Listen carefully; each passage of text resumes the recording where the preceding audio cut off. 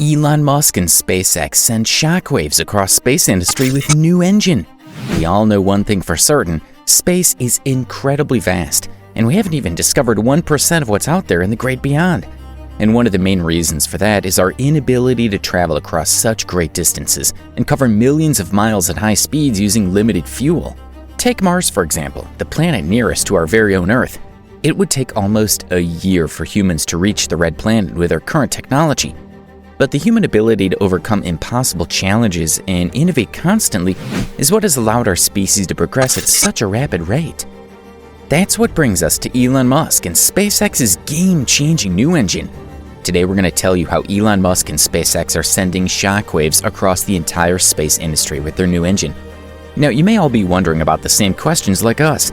How will this engine be developed? What fuel will it use? And most importantly, will it be able to finally carry humans to Mars in this decade as Musk has planned? Well, stick around to the end as we answer these questions and more, as we delve deeper into this new engine that'll revolutionize the space industry forever. So let's begin the video. Elon Musk, the CEO of SpaceX, is dead intent on going to Mars.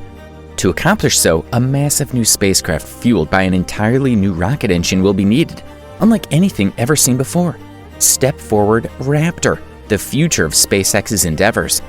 Raptor is designed to power the new reusable vehicles SpaceX is building, the Starship spacecraft and the Super Heavy rocket. Combined, these vast machines are designed to take up to 100 people into space, possibly to the Moon and Mars, with a tentative launch of humans around the Moon planned for 2023. SpaceX tested the first flight-ready version of Raptor in February 2019, and last month, it flew a Raptor for the first time on a hop test of a prototype of Starship called Starhopper. The engine has been in development for the better part of a decade, going through several iterations.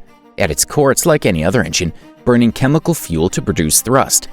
But its use of liquid oxygen and methane, something largely unprecedented in the rocket industry, and its innovative design means that it just might be SpaceX's ace in the hole when it comes to exploring the solar system. There is no other rocket engine capable of producing as much energy out of liquid methane and liquid oxygen as the Raptor engine, and making it more reusable with little to no refurbishment is the idea. The reusability is a key aspect. As Musk has said, each engine needs to be capable of flying up to 1,000 times to support the ambitious operations of Starship. That's a major challenge. The most reused engines in space exploration history were the main engines on each space shuttle, which flew up to only a few dozen times each. SpaceX's existing engine is called Merlin, which is used on its operational Falcon 9 and Falcon Heavy rockets, but Raptor heralds a significant improvement.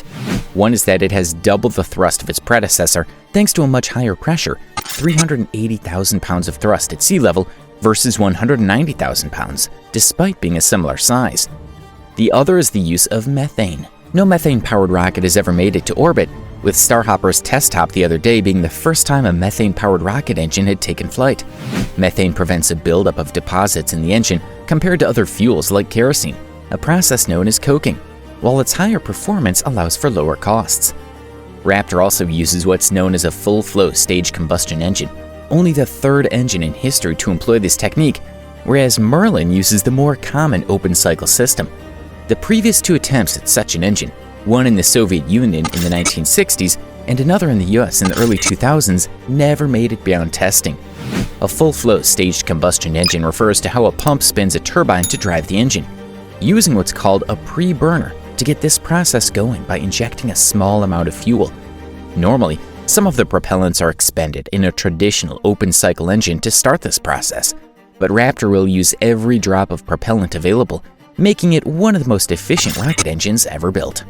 Raptor burns that fuel at a high enough pressure that can then steer the fire from pre-burner back into the combustion chamber and completely burn that propellant with the rest of the propellants. And it does this in a very clever way that only the Russians have done previously, by putting all the propellant in the engine through the pre-burners. The result is that the Raptor has a much higher pressure than Merlin, about 3 times greater, making it the highest pressure rocket engine in existence and leading to its aforementioned larger thrust than Merlin despite its similar size. In 2016, Musk referred to the insane pressure inside the main chamber of the engine, 300 bars, which required the development of a new metal alloy.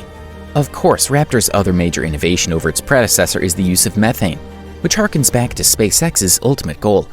SpaceX isn't the only company moving to methane, as rival firm Blue Origin, headed by Amazon CEO Jeff Bezos, is also developing its own methane engine called the Blue Engine 4. With numerous benefits, it's a switch that almost seems long overdue. So are you guys enjoying the video? We've probably mentioned the use of methane 100 times in our video by now. We know it can get annoying, but why do you think this is so significant in making this rocket engine a success? Watch to get the answer, and while you think, do subscribe to our channel and click on the bell icon to receive instant notification about all our future videos.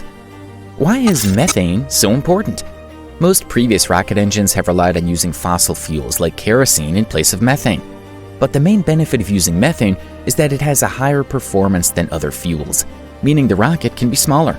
Its lower cost too means the total cost of launching can be brought down. This could be crucial because the number of Raptor engines SpaceX is looking to build is immense, to say the least.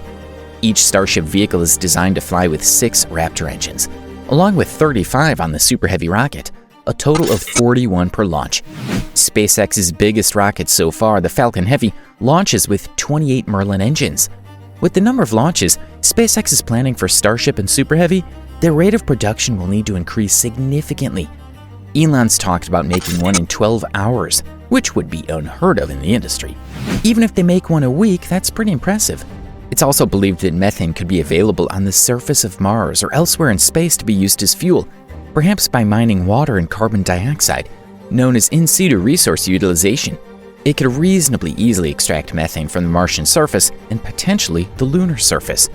This is vital to SpaceX's goal of regular trips to and from Mars with Starship, allowing it to be almost self-sufficient in terms of fuel.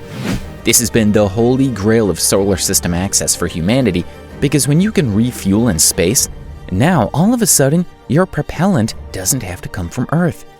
Even though the Raptor is a remarkable feat of engineering, producing it on a commercial scale is an entirely separate issue, one that Elon Musk and SpaceX are struggling with right now.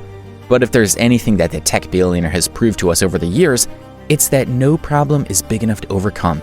And delays or not, this revolutionary engine holds the future of the entire space industry in its palms. If SpaceX really does reach Mars, Raptor will have a huge part to play.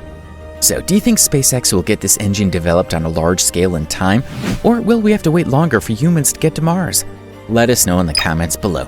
And if you want to watch more of our amazing videos, then stay tuned.